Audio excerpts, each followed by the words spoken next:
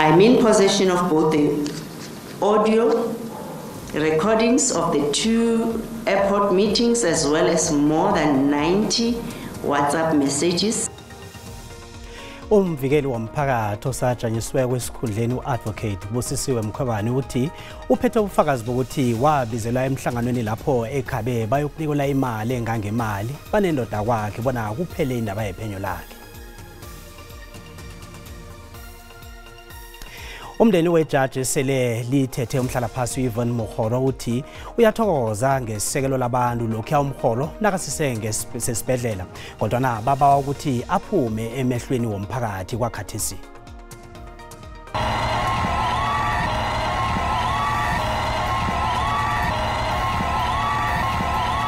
Umgijimi odabuka eMpumalanga uthi nanyana intshijilo zinifikele umlandelande nakagijima ku-Comrades Marathon yomnyaka lo kodwa ukatelele wabe wayokufika emaphethelweni.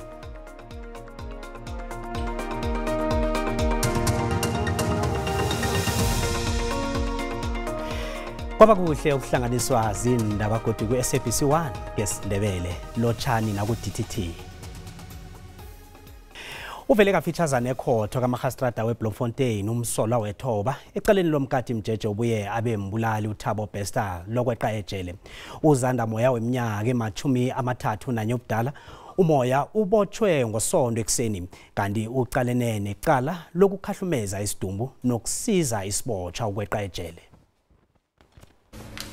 Kunezongo batsho ukubana umoyo noDokotela uNandipha Magudumana bathi nabayokuthatha isidumbu emochara bathi batsho ngesaka umnakabo likamoyo uThemba Ndlovu ekwatholakala ngemva kwesikhathi bona isidumbu sikaKatle Khobereng icotha lombuso lifaka isibawo sokubana icalile lithuliswe ukwenzela bona umsolwa aqinisekise ilima lizwisisako nokubana alungise indaba yabazomjamela. And I can follow from his responses that he's not that good in Zulu that he claims he's speaking, so he must be certain. Kanti umsolwa uhlathululelwe bona angazifumanela amagcotha azomjamela nakabhalelwako kunamagcotha we-Legal Aid South Africa angamjamela simahla. I just want you to be certain that there is Legal Aid South Africa that you may make use of. We will assist you free of charge. In other words, they will represent you free of charge. But if you so wish, icalile lithuliswe lamalanga naka-20 inyanga leyo ukwenzela bona umsolwa akwazi ukukhulumisana nomndeni wakhe nokuba nathola amagcotha azomjamela kanti uzokuhlala emaseleni. Your request is hereby granted. You are afforded an opportunity to consult family members to consider issue of legal representation. The case is hereby remanded until the 20th day of June 2023. Same court number 28. For bail information in terms of section 50 subsection 6 of the Criminal Procedure Act 51 of 1977 and for your decision regarding legal representation. You will remain in custody until then. Umoyo yokuvele khotho nasolwa nabo uNandipha Magudumana uThabo Bester kunye nabasebenzi balokhu abe-G4S abathindeka kwendabeni lemi. Ngingunontokozo Sikhosana wendaba ze-SABC e-Auckland Park eJohannesburg.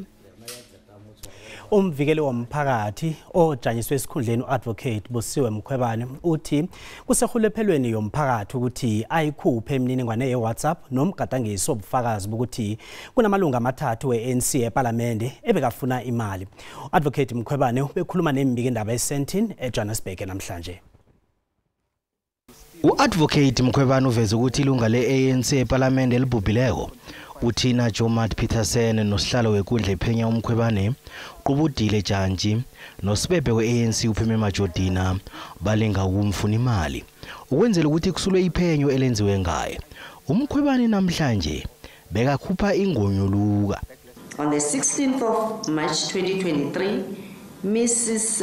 Jomat Peterson attended the inquiry physically for the first time and only time. She asked one of the parliamentary officials who attends the inquiry regularly to give her phone to my husband and requested him to punch his number. This can be verified with the parliamentary official consent, but again is a matter of the police to determine and get the name of the official. batsho bebasolo bafundekela usobenda bakhe bona bafuna ukumbona. Following this, Mrs. Jumat Petersen invited my husband to 2 separate physical meetings, both held at the Ocean Basket restaurant at OR Tambo International Airport. At this meeting, she solicited a bribe of approximately 600,000 for herself, Mr. Richard Janji, who is the chairperson of the inquiry, and Ms. Pemi Majodina, who is the chief whip of the ruling ANC. Uthena karaga kumkhwebane wakhwela wazehlela phezulu kwembikindaba bona ngesinye isikhathi zithatha ihlangothi ngombana zithi batsho uthina Jumat Petersen ugulile kanti ayikho indaba enjalo ngombana ke wabonakala eParliament aqothela isikhundla sokubalisekela ephikweni labomma beANC. Already the mainstream media and with the exception of independent media has done everything in its power to discredit my version. The Daily Maverick even went as far as to declare that Ms. Jumat Petersen died after a long illness, despite the fact that she was addressing Parliament a few days before her unfortunate death. Mkhwebane uthe unabo bonke ufakazi ngezinto aziveza la ngombana usobenda bakhe bekazigadangisa zonke. I'm in possession of both the audio recordings of the 2 airport meetings as well as more than 90 WhatsApp messages exchanged between my husband and Mrs. Jumat Petersen for the period between the middle and the end of March 2023. Uthe ekuhambeni kwesikhathi lizokuvela iqiniso kumaSewula Afrika azazibonela ukuthi anabaholi abanjani. Akakhanyi kuhle ukuthi ilunga leANC eParliament elingasekho uthina Jumat Petersen uyokuchiswa nini ngokwekambiso yesintu sekhabo. Ihlangano yeANC ithi ikonzo yesikhumbuzo iyokubanjwa kusasa eMitha Siperepere Convention Center. uPetersen ubhubhe iveke epheleleko ngomvulo imininingwane ngokubhubha kwakhe isahlayela. Ihlangano yeANC beyikhuluma nembikindaba ekhimbali ngekonzo yesikhumbuzo. We will be assembling. We expect our comrades to arrive early in the morning, and the Women's League will have a short prayer service. And thereafter, we'll start with our program around 11 o'clock. Comrade Tina has been an activist of note from the tender age as a youth and student activist, a trade unionist in her own right, a feminist, a gender activist, somebody who was committed to fight poverty and unemployment, including inequality. Somebody who has always been identified out of her selflessness and work to be available to lead the African National Congress, not only in the ANC, but also in the ANC Women's League, including her being the first chairperson of the South African Communist Party in this province, but also the first woman to be a chairperson of the South African Communist Party in the entire country. That says a lot about Comrade Tina, something that also distinguishes her amongst many as somebody who is supposed to be celebrated. We need to learn from her and ensure that we also become better people and activists who do not only belong to the African National Congress, but also are active in other structures of the Tripartite Alliance and the community, because she was also a community worker who took care and love for some of the destitute children here in Kimberley, including working with the informal communities in the informal settlements of the Western Cape. Ihlangano etsha yezepolitiki iRise Mzansi ikhombela amaSewula Afrika ukuthi abe phambili ekuchugululeni ilizwe leSewula Afrika libe ngilokhu afuna kube ngilo. Nabe kakhuluma emhlanganweni wokukhuluma ngomgomo umphakathi wehlangano le uSongezo Zibi uthi ilizwe leSewula Afrika liya ngokuya liyafadalala. uZibi ungezelele nangokuthi abantu abanamahono beqiswa amehlo emphakathini yabo kanti lokho kufuze kuchuguluke. There is no other substitute for changing South Africa. Unfortunately, the good people have to get into the politics. And Rise Mzansi is that opportunity for good people to get involved in the politics to be the change they want to see. there will be no universe where through our commentary, whether it is in the papers, it is on the radio, it is in social circles, or anywhere else, that we will be able to get the change that we are looking for.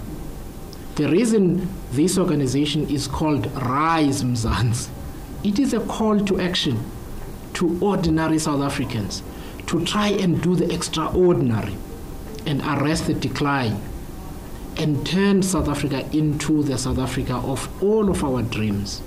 Otherwise, we will always point fingers at others who are messing things for us, and we don't believe this is our fight. Thina na SABC News sitosela umtato nangabe unomhlala wendaba. Indaba ukusiluma indlebe namkha indaba ezintshinyako emphakathini wankeni. Ngasitosela umtato ku 011 714 6133 namkha usi-emailele ku news@sabc.co.za. SABC News iphimbo lakho isijamele ayithatha ihlangothi.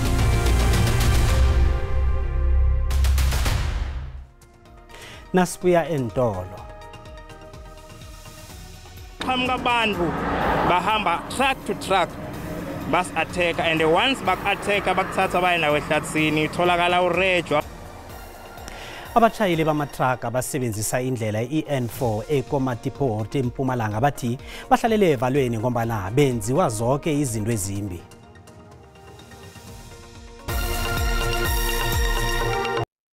Imkhatsho yomphakathi inendima enkulu ekuvezeni amakhono amatsha nokuphakamisa amaphimbo wabantu abatsha.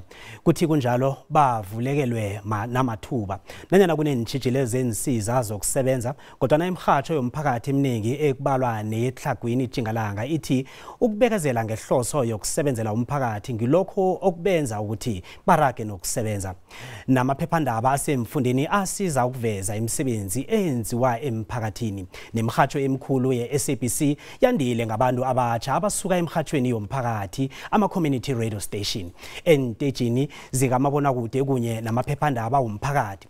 Umbikindaba wethu Philmon Sikhosana owagadanga kokuthoma lapha kwa-SABC asesengezokufundiswa umsebenzi namhlanje osele asebenza khona uhlole waba wasihlanganisela nakumbiko. Imbikindaba ezisemfundeni zisemoyeni nomsebenzi wokugadangisa amaphephandaba uyaraga naphezu kokuthi kunentshijilo. Itsamele jalo gonna metsotso e ka nna 11 fa mora gaura ya bo 12 mo motshegareng. Thulaganyo ke thulaganyo ya maitemogelo mo stationeng sa batho station sa Mahikeng FM. Umkhatsho wendawo lo ufumana bonongorwana abanengi kanti sewusungule ne-app yawo abantu abazokhona ukuyisebenzisa ukuwulalela. Ke ka ntlha ya gore jaaka station sa loago re tshotse matsapa otlhe le dithata tsotlhe tse re nang le tsone go leka jalo go investa jalo mo stationeng sa rona. Ha re tse kganya gore community radio station ka jalo go tshwanetse go iriwe hela go sena professionalism epe e instilliwa mo baneng ba rona ba ba dirang ka kwano.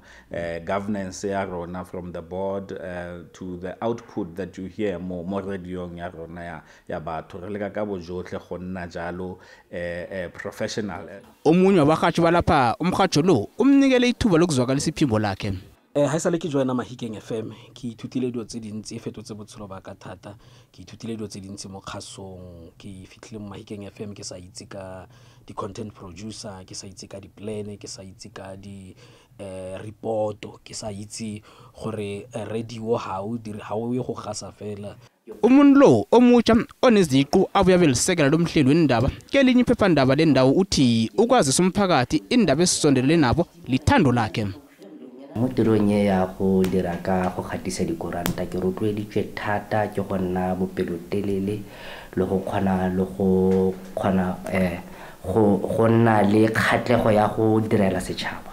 Ke shone se e leng gore se ntirile gore ke nne le mafolofolo a gore ke kgone go dira tsetsa go gatisa dikgang ka gore o kopana le matshelo a farologaneng mo e leng gore ga o setse o kopana lone ba na le dikgwetlho tse e leng gore le bone ba na le tsone and go le gantsi ba lebeletse rona batho ba gatisang dikoranta gore re kgone go ba buelela.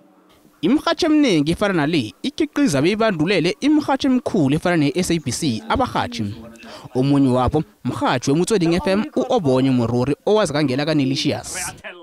Go bua nnete hela ke ditshegohatso ninga se ka be ke dirile yalo ke le monosi ga se ka matla a me but ke ka tshegetso ya batho ba baneng ba nthetsa ko Mafikeng FM ba neng ba latela dithulaganyo tsa me tsa Mafikeng FM botsamaisi jwa Motsweding FM go dumela mo go nna ha ba nkutlwa ko Mafikeng FM go ntatela ba re tlaya le go goroga mo Motsweding FM go feta ke amogelwa ke buididi jo kana jo ba reitsi ba Motsweding FM. Njengoba nokhatha sokuye emahlelweni technology abanye abantu bayelelisa imikhatho yendawo bona nayo ilandele. I was once a guest in the radio station, so I know the feeling, I know how it's helping, and I know how it's gonna help going forward. Ukuzwa ngokunabileko ngendaba yemkhatsho kunye namaphephandaba wendawo sikhuluma no omkhathi wehlelo lendaba ezinabileko emkhatshweni eMalahleni FM. Asilotshise sikwamukele endabeni zesiNdebele Mthimunye siyakwamukela. Kilesi sikhathi esiphila kiso sekune social media imkhatsho yomphakathi ilima indima engangani ukwazisa abantu indaba ezenzeka endaweni abahlala kizo. Ngiyathokoza mina kwethu nangambala ngiku-Imanele Mthimunye. Phezubombuzo wakho leyo i-social media idlala indima enkulunkulu ngombana-ke uzakubona ukuthi imikhatsho efana neMalahleni FM kumkhatsho esathuthukako kumkhatsho esisemncane yeke izinto eziningi sisuke sizifake khona e-social media ukuthi-ke abantu bakwazi ukuzithola ngendlela ehabileko ngombana ngakwesinye isikhathi uthola ukuthi i-frequency esinayo ayifikeleli kwezinye indawo iphelela eduzenyana kodwa nge-social media sikwazi ukuthi siyihatshe indaba isabalale ngendlela yakhona ithole umuntu wonke okhona eSouth Africa. Njengabantu isikhathi esiningi nihlezi nomphakathi niyazi izehlakalo kunye nentshijelo abantu abahlangabezana nazo. Kuqhakatheke kangangani bona umkhathi ahlale endaweni la asebenza khona namkha abe nemithombo ezokufahlisa indaba ekungizo. Kakhulukazi yazi umbuzo lo kumbuzo obaluleke kakhulu ngombana ke uzakukhumbula ke ukuthi lapha ku-journalism sifundiswa ukuthi lona umbiko wendaba kufuze indaba eziliqiniso yeke nomkhathi namkha umdobhi wendaba kubaluleke kakhulu ukuthi uhlale endaweni la kunomphakathi wakhona la uphakela khona indaba ngombana-ke ukhona ukuzithola zisatshisa indaba zakhona-ke zijujile begodwa ziliqiniso kungabe yizwa ngobatsho nabantu basuke bakuthembe-ke khudlazana-ke lapho-ke mkhathi ukuthi-ke nabathole wena nangambala indaba zabo zizokhona ukuzwakala ngombana usuka uberega emkhathweni begodwa-ke bayakwazi kungasi ukuthi kusuka umuntu kenye indawo ebangamaziko ukufakazela kilokhu uzakukhumbula ngesehlakalo esenzekileko inyanga ipheleleko ngapha ngeMalahleni la umphakathi bowubhodle khona kabuhlungu-ke yeke nawumkhathi njengani uvele emphakathini bakwazi ukukuthemba nokuvikeleka kuba khona lapho ngoba usuka uphakele abantu balapho indaba ezinabileko begodwa eziliqiniso. Amalanga la sekune-social media ekhona ukudukhisa abantu ngendaba ezimamala i-fake news. Nenzani njengabahathi ukuqinisekisa bona niba nomthombo welwazi okuhamba phambili abantu abangathembela kiwo? Ya mabothu kilokho vele indaba ezimamala ziba ziningi esikhathini esiningi yeke ukuze ube nomthombo othembekileko khe ngithi mhlambe kufuneka njengokuthi khe kube indaba yesikoleni kufuneka uthintane nobaba uJustazwane njengomthombo wakho othembekileko ngoba nguye oqalene nezinto zesikoleni njengangapha ngePumalanga uthintana nobaba ubonakele Majuba nakuzindaba eziphathelene ne-social development uthintana noma ulindiwe Ntshali oku-MEC walapha ku-social development njengomthombo ethembekileko yakho yokuverifya into leyo njengoba ingakhona ngombana-ke ukuthoma uthathe indaba ezingaseliqiniso lokho-ke kungakufaka engozini ungaloba nelayisensi yakho-ke yokuthi ube mdobhi wendaba ungaphelelwa mbereko ngoba indaba ezingaseliqiniso akusizi indaba ongaziphakela umphakathi yeke kuyafuneka ukuthi-ke ube nabantu abanelwazi ngaleyo nto eyenzakala ngaleso sikhathi ukuthi nakunenkinga ufonela bona kube ngibe bakuverifyako bese-ke uthathe indaba leyo uyiphakele isitshaba ngendlela yakhona. Ngaphandle kwemali ngiziphi ezinye iintshijilo enihlangabezana nazo? Manje kwemali mani nakwethu ezinye izinto esihlangabezana nazo eziba ziyithijilo ukuthi ke mhlambe ke siphakele abantu indaba into efana nalekhe ngayikhuluma ekuthomeni indaba ye-frequency yokuthi ke mhlambe indlela yakho yokuthi uphakele abantu indaba i-frequency line isuke iphelele mhlambe khe ngithe emkobola ukuza ngaphanga kwamhlanga kwakha ayisafiki yeke abantu abasazitholi indaba-ke ngendlela yakhona-ke elungileko bese-ke awa lapho-ke usuke ube nenkinga ngoba into eyenzakalayo abantu abasakghoni ukuyithola mara ngaphandle kwalokho-ke endeni eziningi-ke ngokubambisana nomphakathi ukubambisana nomasipala ukubambisana nabantu abakhona emazingeni wokuthi barhathe njengabomabhande ethembeni abobaba bezindlovu uyakhona ukuthi-ke ufinyelele la ufuna khona indaba ngokuberekisana kufuneka i-connection lakwa-journalism khulukhulu mara-ke ngaphandle kwalokho-ke awazi ukuthi ngakolweni ihlangothi Emmanuel niphikisana namanye amaziko wendaba esingathi mhlawumnye ma-commercial media house ungathini mhlawumnye ngalokho? Ubuza kokuphumelele godi ngibuza ukuthi ngakolweni ihlangothi niphikisana namanye ama-media house ungathini mhlawumnye ngalokho? Hlangana namanye ama-media house mhlawumbe kuphawula kulokho iye ngingakutshela ukuthi-ke one house akhona especially commercial singathanda ukuthi njengoba siseselekhaya esubukako sithole isekelo lapho siberekisile ngendlela yakhona-ke sikwazi ukuthi ekugcineni sifake indaba ezikhuleko indaba ezikhuleko eziqiniso ngoba esikhathini esiziza ngitsho lokhu umuntu ezokuthi ngikhuluma eMalahleni FM usuke angangikholwa ukuthi ngiphuma e-SABC usuke udlalele ukuthi kubuya e-SABC usuke abenechipane media house akhona ngibawa lethu ukuthi nasingaberekisana sikwazi ukuphakela ichapa ingileko eSouth Africa iyakhona ukuthuthuka nondebethu indlela yakhona iyathuthuka. Emmanuel siyakuthokoza ukuba nathi endabeni zesiNdebele namhlanje ku-DTT. Besikhuluma nomhleli wendaba ephephandabeni iMpumalanga Press kunye no-Emmanuel Mthimunye omrhatshi wendaba ezinabileko eMalahleni FM.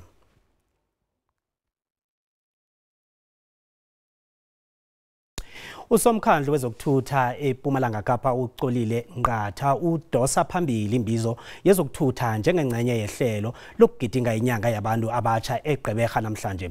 Umnyango lo okutshejwe khulu ukuthi abantu abatsha bayathoma nje ikoro yezokuthutha le. Silalamela umbiki indaba wethu Lerato Fikisi. Lerato, siyakwamkela, kukhamba njani? Abantu abatsha baseGqeberha baphume ngobuninzi bezokuva ukuba athina amathuba kwisebe lezothutho apha eMpuma Koloni. Sivile uba MEC we-Transport Mr. Xolenqa uzabe lapha athina abantu abatsha ngenyanga yabantu abatsha ukuva ukuba athina amathuba kweli sebe kodwa ngomasithethe nomntu omtsha ulapha ozova ngalamathuba apha kule Mpuma Koloni. Namhlanje uzova ngamathuba alapha kwisebe lezothutho. Ingaba ubawela uva ntoni kwe-MEC Nqatha? Bawela uva ubana ngaba urhulumente into nayo for us singabantu abatsha kweli phondo lase Mpuma Koloni and also iSouth Africa ezo. Wena ke namhla already songaphakathi kweli sebe wenza apprentice yakho ku Department of Transport. Ingaba wenza ntoni kwaye likhona na ikamva kubantu abatsha ingakumbi abantu abangamanini amamnyama kweli sebe? Ewe ndiphakathi ngoku ndenza apprentice yam nyaka wokuqala ndenza i-mechanical engineering so ndidila ngeemoto neebhasi yebo. Ewe likhona kakhulu ikamva ebantwini abamnyama abangosisi. I would also like you ndingavuya ibana ngaba abantu abamnyama abangosisi bangangena nabo because abekho abambalwa abantu abangosisi bayoyika le ndawo kuba kaloku igcwele abantu abangootata yabona so ndingavuya uba nabo bangake bazibandakanye babe i-part of this. Wena ke namhlanje ngumntu owenza mechanical engineering xa usiya phambili kwi-future yakho ubona mhlawumbi usenza ntoni apha kweli sebe? Ndizibona ndinekhampani yam enkulu elingana no-VW kanje ndizibona ndingeyiyo just an engineer ndizibona ndiphethe ndiphuma nangaphandle kwamazwe ndidibanisa iSouth Africa namanye amazwe ndibonakalisa i-skill sam as a mechanical engineer. Lowo ke ngunamhla emhlolotyi olapha kule indaba ezoyenza MEC we-transport uXolenqatha apho abantu abatsha ngamathuba lapha kweli sebe lezothutho esithi namhla yena uzibona ezilungisa imoto ene-brand yakhe, company yakhe sebenza namazwe ngapha kolwandle. Kodwa ngoku masibuyele back kuni e-studio. Nasisaphethe indaba zemhatsho nendima ezilimako emphakathini. Sikhulumisana noJimmy Masombuka weMpumalanga Press. Njalo siyakwamukela endabeni ze-DTT. Ingangani indima elinywa liphephandaba lomphakathi iMpumalanga Press ekupheni umphakathi ilwazi? Ngithokoza msekhaya. iMpumalanga Press kuyiphephandaba elilenza ukuthi umphakathi wazi indaba zala uhlala khona, begodu wenza ukuthi kube lula abantu bakhona ukwazi ngendaba ezisebhoduluko la bahlala khona. Uragela phambili nje into eqakathekileko ukuba khona kwephepha elinjengaleli kwenza ukuthi abantu bazizwe banento abangayisebenzisa ukudlulisa umlayezo namtjana ukuthola umlayezo, begodu ilimi elisetshenziswa lapha liyilimi la umphakathi lohlala lapha namasiko wakhona abakhona ngobulula namtjana ngobuduze. Ngakweleni ihlangothi ingabe ngiziphi inqabo nenitshijilo enihlangabezana nazo? Ubhizinisi ekhabo bunengihle. Angithome la. Ukhumbula ukuthi unangabe mhlambe ufuna ukuthi uyiphepheli libe liphepha eliphilako, kokuthoma fanele ube nemali namtjana abasekeli. Naso ke inkinga lapha iba khona. Ukhumbula ukuthi umphakathi lo esiwenzela indaba ubuningi baba abasebenzi msekhaya. Yeke-ke nange uthi ufuna ukuthi mhlambe liza khona ukuzijamela ngokuthi lithole imali emphakathini, yinto engatholakali lula leyo msekhaya. Amaphepha amaningi vele sikhuluma nje adose emsweni. Ingabe ninensiza ezeneleko ukwenza imisebenzi yenu? Ungabuyelela msekhaya ngakutholi lapho. Ingabe ninensiza ezaneleko ukwenza umsebenzi yenu? Yana noma ngakutholi kuhle sengizwa ukhuluma ngomsebenzi lapho ngizwa kuhle. Asithome la. Uyabona ukuba nephephandaba lomphakathi. Kokuthoma kumlomo, kumamehlo, kuzindlebe zomphakathi. Kwesibili, le phephandaba ke sithatha njengeMpumalanga Press, banengi abahathi namtjana intatheli zendaba esele baphuma kilo elikhonela ukubasiza ukuthi bathole into esibiza esithi internship. Ngokutsho njalo ngokufitshane sibe sisandla sikhona ukusebenza namtjana sisize umphakathi. Sikhuluma nje abanengi sebasebenza ku into esibiza sithi mainstream media ngendlela ukuthi sibasize ngakho. Niqinisekisa njani yenu imithombo yendaba bona ngefaneleko? Ya ngilahlekela msekhaya ngikuzwa kuhle imibuzo wakho, ungazama ukubuyelela mhlawumbe ubestaraka angikuzwa kuhle.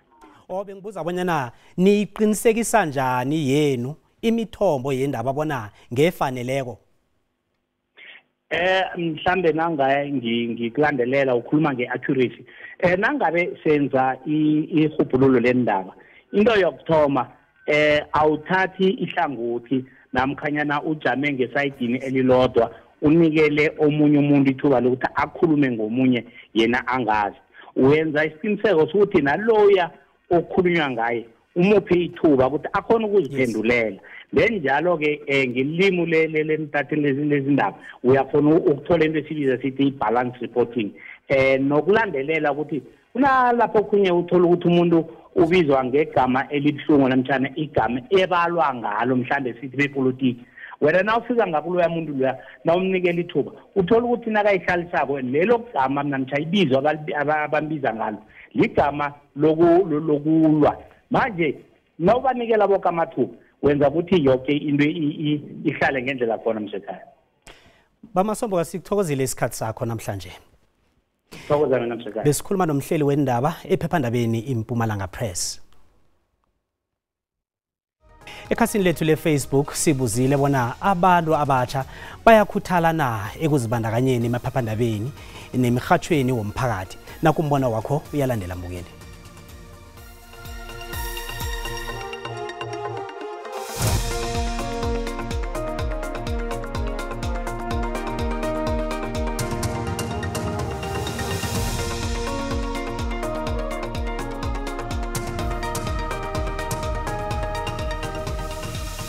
Kuhle mina ukhuluma iqiniso umkhatsho ngiyawuthanda ngenhliziyo yami yonke. Umkhatsho ngiyawuthanda and nje ngoba ngihlale eMamelodi ngisacabanga ukuvakashela ngale eMams Radio. Ngibona ukuthi ngingayenzani mara inkinga ukuthi anginawo ama qualifications. Mara umkhatsho ngiyawuthanda. Abantu abatsha amalanga la bayazibandakanya kizo indabeni zama-newspaper iye bayathanda ukuzibona nemrhatshweni bahlakaniphile iyouth yanje yazi. Ilusha lanamhlanje elizibandakanyile kumaphephandaba lazibandakanya kuma-community radio namhlanje siliyazithokoza ngoba babereka emrhatshweni omkhulu babereka kwibokokwezi babereka wophi emrhatshi. Intsha le yethu ayizibandakanyi endweni enjengezemirhatsho nemaphephandabeni khulukhulu ngendaba le yama-drugs sithoma ukuyiluza intsha ngokuthi iphelela ema-drugsini khulu. Intsha iyazibandakanya namaphephandaba uyabona nje mawuthi uyabuka i-social media iyona ihamba kakhulu kwintsha iyona ekwazi ukuthi ibone ukuthi kwenzakalani eSouth Africa so njengakusho ukuthi bayibandakanye impela and futhi asinoma umsebenzi wey'ntatheli abantu abakwazi ukuthi basifumanise nento eyikude uthula abukwazi ukubona le kude. Eyona nto ke singakwaziyo ukuyenza leyo yokuba sisibandakanye ne-community radio zethu kuba asiyazi eyona nto ibangela uba side singazibandakanye ne-community radio ngoba zezona zisincedayo siva zonke izinto ezenzeka ekuhlaleni kodwa ke thina ke singabantu abatsha asizibandakanye tu nakanye kunye ne-community radio noko ngoku lixesha lokuba ke sifunde ukuthi sizibandakanye ne-community radio. Umbono ngeyombukeli SABC ayizukuthesa umlando ukuziphendulela ngombono wombukeli. Lingaphezulu kwamaphesenti ama-60 izinga labantu abatsha abangasebenzi kweMpumalanga Kapa. Ukuba ngusomabhizinisi sekuyindlela abantu abaningi ababalekela kiyo ukuziphilisa. Kodwa akusilula nakho. Kunentshijilo eziningi abahlangabezana nazo. Kanti nokubogaboga komnotho nakho kwenza ubujamo kube budisi khulu njengomana abathengi banganamali. Kodwa nanyana kunjalo impumelelo yona iyakhonakala. Umuntu okufanele akwenze kufumana indlela yokudosa abathengi. Kuphithizela njengendlela ejayileke emalokishini. Abantu abatsha balinga ukuthola okuthileko kwalokho okukhona. Abanengi bathembele emabhizinisini bazithomele wona ekuyindlela enzima bona uziphilise ngayo nababanengi abantu benza into efanako. Lobu ke bujamo ulungisa valeni bekaqalene nabo kodwa wajukulula inyawo agadanga ngalo wathoma wathengisa amadombolo inkukhu zemakhaya ezaziwa ngomkakaru. Njenganje seladume ngelokuthi ngubheyi wombhako ekusele kuligama aziwa ngalo. Ngoba naxa ndithetha ngayo ebantwini baye bathi Fondini ndiyasithanda isonka sombhako qha andikwazi ukusenza. Fondini ndiyathanda isonka samanzi qha ingxaki yami ndithi ndawuxova intlama yami iqine singakwazi ukwenza ka wena mntu ke sokwazi qhubekeka naye ngoba thina sahlala sokuxhasa sithenga kuwe rhoqo ikakhulu ngela xesha loba kuthiwa kuyabanda sizaba ngabantu abazasifuna isonka samanzi kuwe sizaba ngabantu abazasifuna isonka sombhako koko kukuthi ke inkxaso yona ininzi kakhulu. Lokho abantu nabathenga izinto balindela bona zifanele imali ezithengwa ngayo. Uxabisa Goniwe uthola indlela yokuqinisekisa bona ibhizinisi yakhe ikhamba phambili uthunga izembatho ezonakeleko namanyathelo. Benza umcebisa umna asikadayisi impahla ngoba afuna ukuphosisa to keep on uma uthengana lempahla i-economy yethu isezansi kakhulu awunokwazi umuntu uphelele impahla and siyakhula ngoku nasemakhayeni akusafani nakuqala umuntu xa emhlabeni into sayithanayo nosikayoyidayisa because udaya it's cheaper than uyothenga entsha and then you can even iphume nasematyaleni ngodayisa impahla. Abosomabhizinisi abatsha balandela inyaweni zabantu abatsha ebekadeni ukuthi indlela yempumelelweni uyazilungisela yona. We can use that courage, we can use that power of youth of 1976 today, work hard. The way bebetoyitoya ngakhona thina singasebenzisa lamandla abo to change ubomi bethu today. Then the economy of today can change automatically. Abosomabhizinisi abasebatsha banethemba lokubana intshijilo baqalene nazo nokuphumelela kwabo kuzokukhuthaza isizukulwane sakusasa. Kanti-ke ukukhambiselela indaba le yabantu abatsha abazithomela amabhizinisi ukuziphilisa nokulwisana nokuhlogeka kwemisebenzi. Namhlanje studio sivakatshelwe umuntu omutsha othunga izembatho ezahlukahlukeneko azithengise uThulisile Khoza we-Mountain View eZone 2 kwaMhlanga eMpumalanga. Thulisile, siyakwamukela endabeni zesiNdebele ku-DTT. Ngiyabonga. Wathoma nini ukuthunga izembatho begodu kuyini yakhuthaza bona uthome ibhizinisi yokuthunga izembatho? Ukuthoma ngiba ukulochisa ababukeli emakhaya njengoba sowutshilo uThulisile wakakhoza, CEO and founder yePhila Life Creation. Umberego lo ukuthunga ngawuthoma ngo-2019 and into yangicugcuzela ukuthi ngiwenze umberego lo ukuthi ngiyawuthanda. Bengithanda ukuthunga vele ngisakhula, bengumuntu ukuthi noma ngesitolo ngithenga isipahla sesikhulu ngizofika ekhaya ngisithungathunge ngisibambise kube isize yami, and then ngabona ukuthi yazini into le ngiyayithanda, and then ekuhambeni kwesikhathi ngayilandelela ke ngafunisisa ngayo. Ikhono ufundwa leli lokuthunga into wayela esikolweni namkha uzifundisile yona? Ngingasho ukuthi ngaye esikolweni kodwa ngaye isikhathi esincane, I think ngaye boma 3 months, and then ukuya phambili ngazifundisa vele ngoba umberego okuthunga ngeke wathi uyofundela ukwazi konke ngoba ama design la izinto eziningi angeke wakwazi konke, so ezinye izinto uzifunda ngokostela uzenze. Uthunga izimbatho zomhlobo njani? Sithunga, ngasho ngithi sithunga noma yini, as long as iclient lifikile lithi ngiyachata, siyathunga izinto zomchado, zesintu, ama-party, ama-graduations, izinto nyana ezihlukahlukene kuya ngokuthi sisuke sithola iclient elifuna usizo ngendlela yipi ngaleso sikhathi. Ngiziphi mhlawumnye intshijilo ohlangabezana nazo ekoreni lezo ukuthunga izembatho? Ngasho ngithi iziningi. Kokuthoma like ukubereka ngomuntu kunzima kakhulu, like akusilula. So ekuthomeni kwami ibusiness le Phila Life ngasho ukuthi ama challenges engihlangabezana nawo ukuthi ukuprice ke kwaba disanyana ngoba mawusathoma ibusiness awukhona ukubalansa kuhle izinto zakho, usabamba lapha nalapha. So I challenge kule ngasho ukuthi ngihlangabezana nayo ukuprice because of ekugcineni bengizithola sengiluza ngakhona ukwenza iprofit, kodwa nesikhathi nasikhambako nga realize ukuthi okay ibusiness kose ngibalance so ukuthi nami ngikhona ukuba ku level right. Abantu abaningi abatsha bathayela amakhono ofundwa lokhana bazokuthoma ukwenza ibusiness elifana naleli. Mhlawumnye ungabakhuthaza uthini umuntu omutsha onekareko yokuthoma ibusiness efana nale kodwa angazi bonyana athome kuphi? Mina umuntu omusha osekhaya ngamkhuthaza ngokuthi akadzimelele into enayithandako.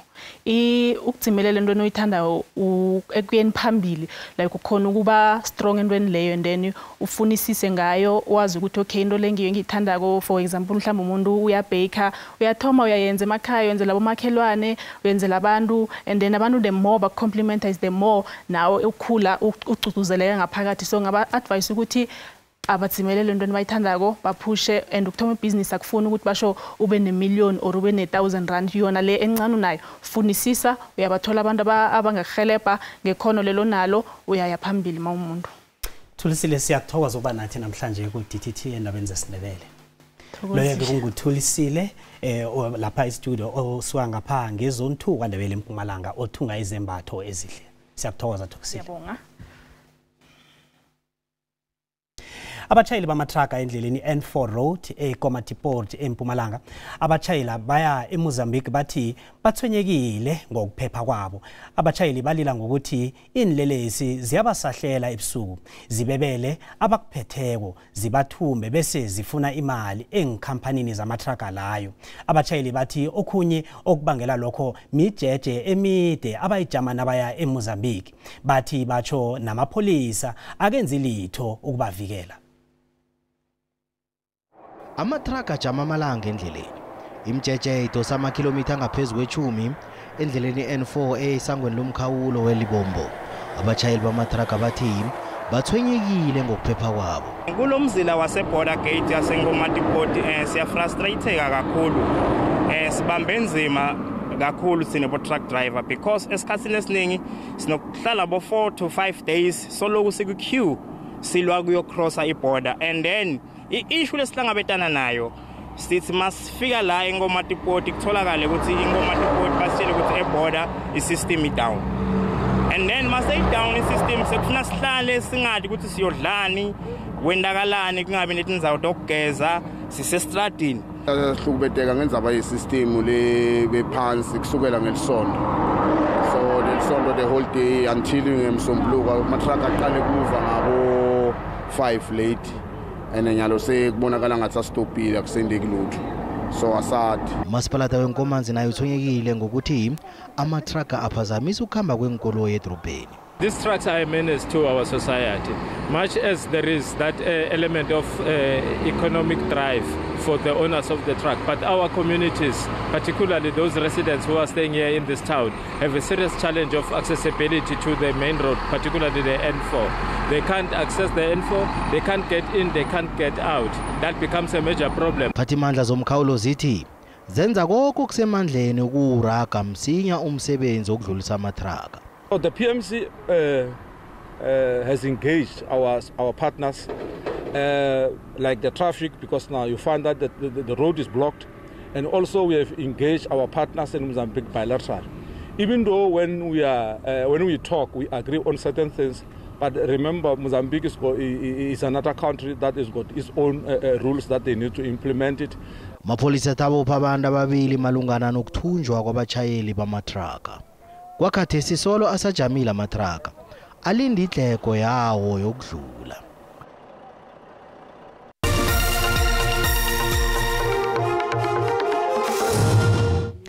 Bafana ithi ihlonipha umbanduli walokho ongasekho uClive Barker owazinikela isiqhemeni lesi ngesikhathi bathumba ibhigiri ye-AFCON ngo-1996. Abadlali besiqhema lesi bathi ngoTshirhweni wangomnyaka ozako bayozimisela kakhulu nakuthoma imidlalo yebhigiri le. Abokapteni bebafana uRonwen Williams noSiyanda Xulu bathi bokhuthala kakhulu nabadlala neMorocco ngomgqibelo emidlalweni wokugcina okuhlungela iAFCON ukuvuselela ithemba labo nokukhumbula uBarker owenza ezibukwako eFNB Stadium ngo-1996.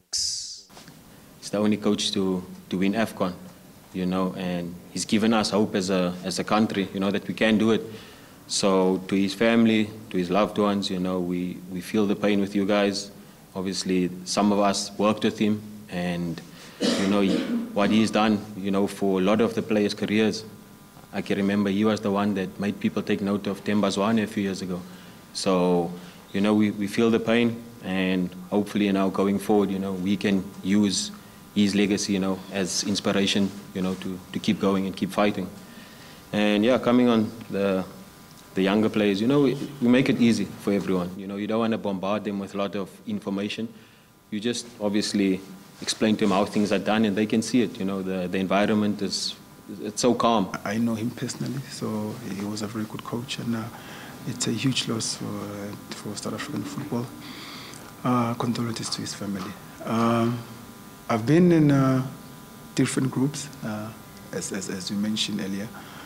And I think I've mentioned before that this group is special because we have young players and we have a coach who has experience, and everything is just clear. Not that I'm trying to criticize the other groups that I've been with, but I think now the fact that I'm even more involved, I think it makes it easy for me to judge on the experiences. And I said it before that this group, the way we do things, it's clear. Umbanduli wesiqhemesi uHugo Bruce uthi usalinde nabanye abadlali bakhe abane abafana noPercy Tau obeka sesiqhemeni seAl Ahly esithumbe ibhigiri yeCAF Champions League izolo. We have the two Americans, Longwane and Blom. Longwane will be tomorrow morning here, but Blom will only be tomorrow night here because he played yesterday evening at 7:30. So it was not possible to be here earlier, but okay. They will be here for training on Wednesday and Thursday, most important days of this week because we are training tactically, so they are there when they have to be there. Secondly, this is not camp as usual, so we had already a pre-camp last week. Many players stopped the competition on the 20th of May, so we are already 3 weeks further. So I think it was necessary to have this pre-camp, and I was very happy with what we did during that camp. The players were motivated. It is not easy to motivate if normally you are on holiday. But again, I was very satisfied about the job and the work they did. Ibafana neMorocco sezivele zidlulele na ku-AFCON eyokudlalelwa e-Ivory Coast ngoChirhweni wangomnyaka ozako. Lifike ladlula iphaliswano lokugijima i-Comrades Marathon eThekwini eKZN. Kanti abagijimi abavela endaweni ngendawo balungiselela kusesenesikhathi bona lithi nalifikako babe sendimeni yokulingenela. Nanyana abanye babangakathumbi nje kodwana bayazibuka ngokuthi bakhonile ukugijima bebe yokufika emaphethelweni. Omunye wabo nguNkosakwethu Mahlangu ovela eSiyabusa kwaNdebele. Mahlangu siyakwamkela. Ugijime ngekuthalo ekulu ku-Comrades Marathon. Ungakhe usitshele ngamalungiselelo walo nokuthi akuthethe isikhathi esingangani?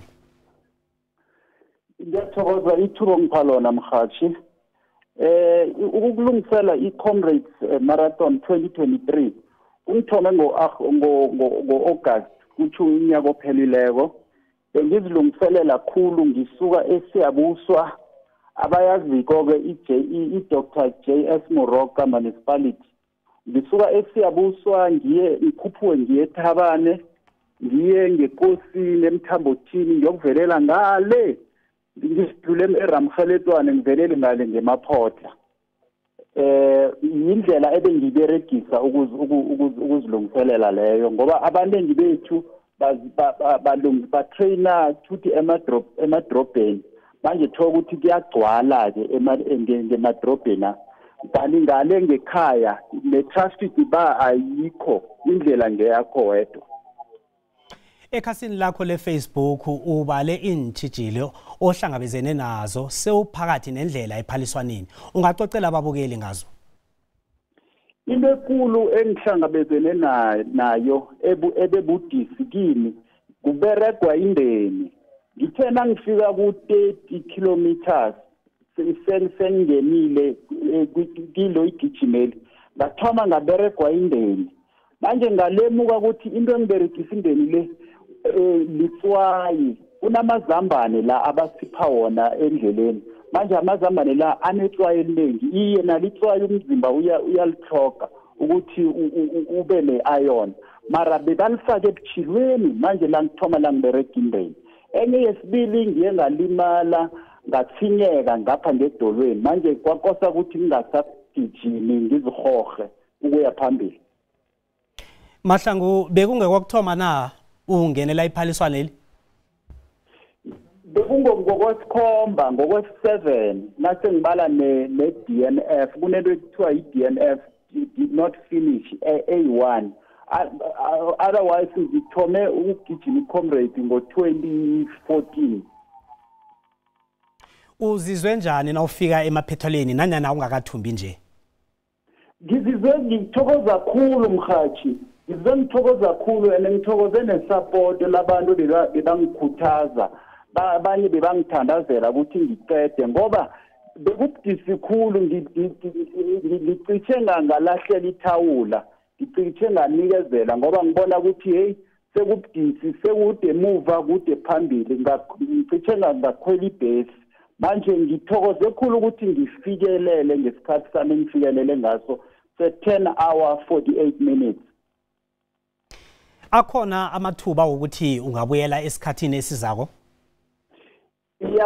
Akhona khulu ngiyabuyela unyaka ozako ngiyozithatha futhi ngiyoqhubeka nayo i-Comrades toti ngenze 10. Then now wenze 10 uyakwazi ukuthi uthole babiza ukuthi green number, inomboro yakho eyohlala ihlezi uphilo bakho bonke. Ungamluleka uthini osafuna ukuyokungenela i-Comrades Marathon ngokwelemuko osele unalo?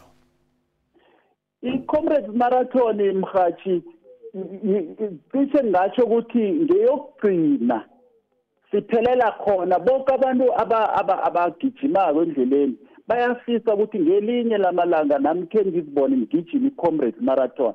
Mara ayithomi lapho, ithoma ngokuthi umuntu agijime ikilometer linye. Na umuntu ogijimako uyakwazi ukuhlonipha ikilometer linye. nawusuka lapho uye emakhilomiteni amahlanu ungeze uthi amakhilomitha ali10 namasumi amabili njalo njalo. Manje ukuthoma abanye bathi futhi igijimo futhi a journey of 1,000 miles begins with one step. So kuthatha igadango lokuthoma uyozithokoza. Baba Mahlangu siyakuthokoza kuba nawe namhlanje endabeni ku DTT. Ngithokoza kakhulu amaSouth Africa asupportileko nasibukeleko. Siyathokoza. Ahake loyo ke bekunkosa kwethu Mahlangu ogijima ku Comrades Marathon eThukeni eKZN. Siyakuthokoza. Kanti ke zanamhlanje siziphelela lapha sibuye kodwa sihlangane ngokuzako ubujamo bezulu buyalandela.